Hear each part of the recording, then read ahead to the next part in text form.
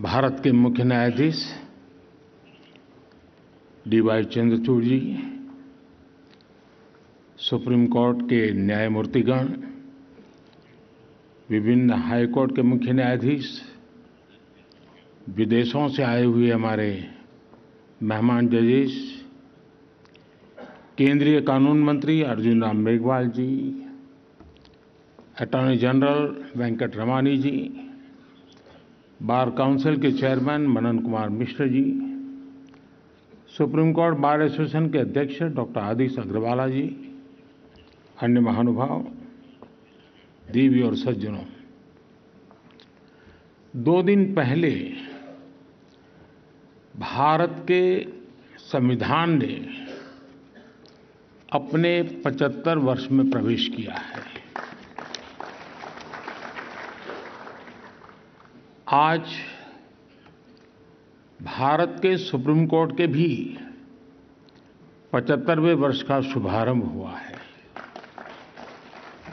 इस ऐतिहासिक अवसर पर आप सभी के बीच आना अपने आप में सुखद है।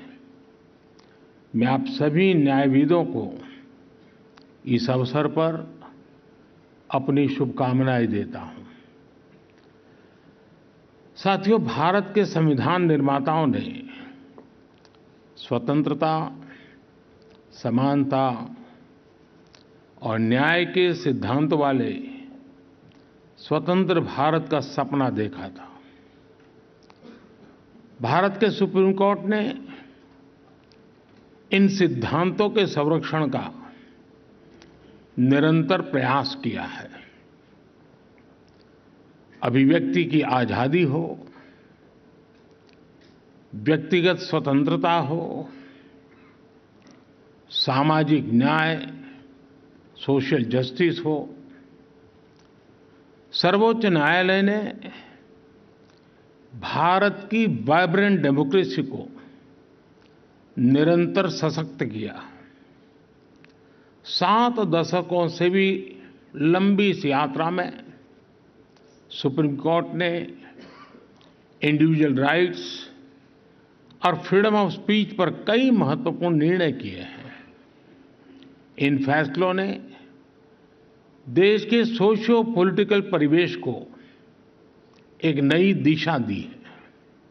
साथियों, आज भारत की हर संस्था, हर संगठन, कार्यपालिका हो या विधायिका, अगले 25 वर्षों के लक्ष्यों को सामने रखकर काम कर रही है। इसी सोच के साथ आज देश में बड़े-बड़े रिफॉर्म्स भी हो रहे हैं। भारत की आज की आर्थिक नीतियां कल के उज्जवल भारत का आधार बनेगी।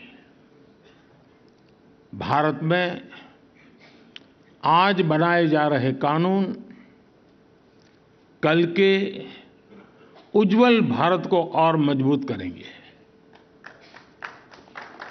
बदलती हुई वैश्विक परिस्थितियों में आज पूरी दुनिया की नजर भारत पर है। पूरी दुनिया का भरोसा भारत पर बढ़ रहा है। ऐसे में आज भारत के लिए जरूरी है कि हम हर अवसर का लाभ उठाएं, कोई भी अवसर जाने न दें। आज भारत की प्राथमिकता है ease of living, ease of doing business, ease of travel, ease of communication और साथ ही ईज ऑफ जस्टिस। भारत के नागरिक ईज ऑफ जस्टिस के हकदार है और सुप्रीम कोर्ट इसका प्रमुख माध्यम है। साथियों, देश की पूरी न्याय व्यवस्था सुप्रीम कोर्ट के दिशा निर्देशों और मार्गदर्शन, आपके गाइडेंस पर निर्भर होती है। ये हमारा कर्तव्य है कि इस कोर्ट की एक्सेसिबिलिटी भारत के अंतिम छोर तक हो और इससे हर भारतीय की आवश्यकताएं पूरी हो सके। इसी सोच के साथ कुछ समय पहले ई कोर्ट मिशन प्रोजेक्ट के तीसरे चरण को स्वीकृति दी है। इसके लिए दूसरे फेज से 4 गुना ज्यादा राशि को मंजूरी दी गई है। ये तो आपका विषय है, ताली बजा सकते हैं। मनन मिश्रा में ताली न बजाए वो तो मैं समझ सकता हूं, वो आपके लिए कठिन काम था। मुझे खुशी है कि देश भर की अदालतों के डिजिटाइजेशन को चीफ जस्टिस चंद्रचूड़ खुद मॉनिटर कर रहे हैं। ईज ऑफ जस्टिस के प्रयासों के लिए मैं उन्हें बधाई देता हूं। साथियों, हमारी सरकार अदालतों में फिजिकल इंफ्रास्ट्रक्चर को सुधारने के लिए भी प्रतिबद्ध है। 2014 के बाद से इसके लिए 7,000 करोड़ रुपए से ज्यादा राशि वितरित की जा चुकी है। मैं वर्तमान सुप्रीम कोर्ट बिल्डिंग में आप सभी को आ रही दिक्कतों से भी अवगत हूं। पिछले सप्ताह ही सरकार ने सुप्रीम कोर्ट बिल्डिंग कॉम्प्लेक्स के विस्तार के लिए 800 करोड़ रुपए की धनराशि स्वीकृत की है।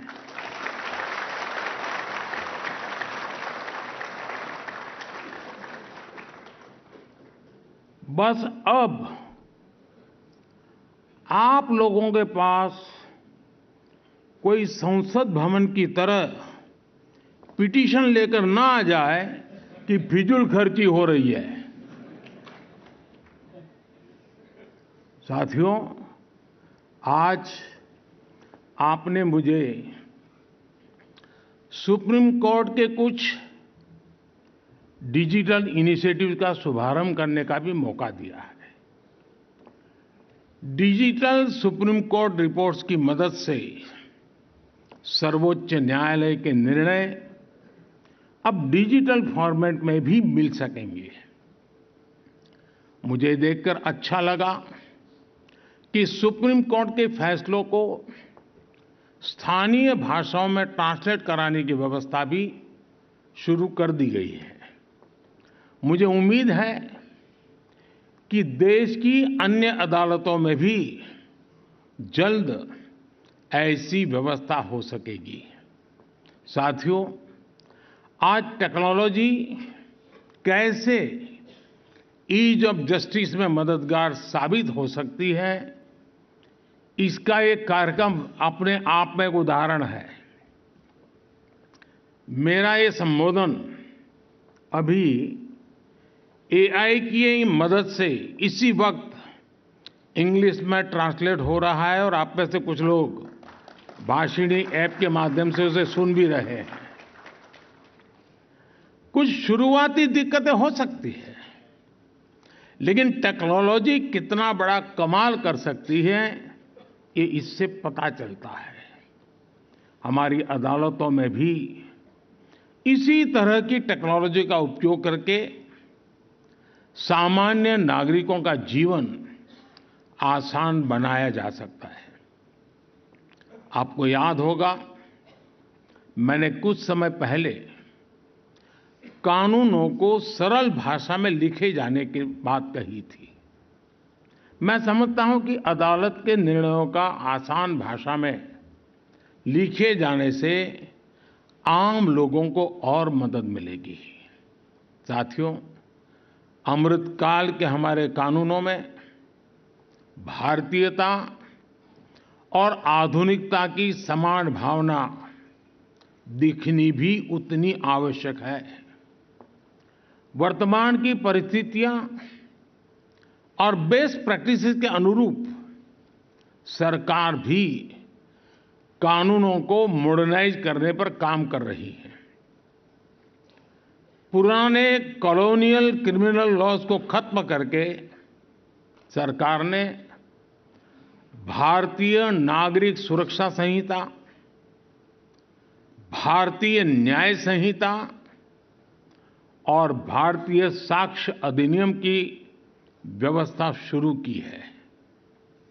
इन बदलावों के कारण हमारे लीगल,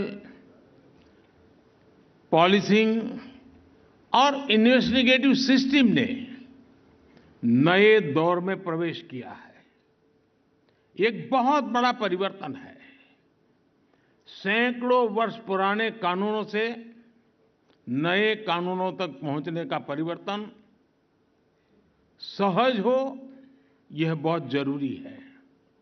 इसके लिए पहले ही सरकारी कर्मचारियों की ट्रेनिंग और कैपेसिटी बिल्डिंग का काम भी शुरू कर दिया गया है। मैं सुप्रीम कोर्ट से आग्रह करूंगा कि वो भी सभी स्टेक होल्डर्स की ऐसी कैपेसिटी बिल्डिंग के लिए भी आगे आएं। साथियों, एक सशक्त न्याय व्यवस्था विकसित भारत का प्रमुख आधार है। सरकार भी लगातार एक विश्वस्त व्यवस्था बनाने के लिए अनेक निर्णय कर रही है। जन विश्वास बिल इसी दिशा में उठाया गया कदम है। इससे आने वाले समय में न्याय व्यवस्था पर बेवजह पड़ने वाला बोझ कम होगा। इससे पेंडिंग केसेस की संख्या भी घटेगी। आप जानते हैं कि सरकार द्वारा अल्टरनेटिव डिस्प्यूट रिजोल्यूशन के लिए लॉ ऑफ मीडिएशन की व्यवस्था भी की गई है। इससे भी हमारी न्यायपालिका, विशेष रूप से सब ऑर्डिनेट जुडिशरी पर पड़ने वाला बोझ कम हो रहा है। साथियों, सभी के प्रयास से ही भारत 2047 तक विकसित भारत के लक्ष्य को प्राप्त कर पाएगा और इसमें निश्चित तौर पर सुप्रीम कोर्ट के अगले 25 वर्षों की भी बड़ी सकारात्मक भूमिका है। एक बार फिर आप सबने यहां मुझे निमंत्रित किया।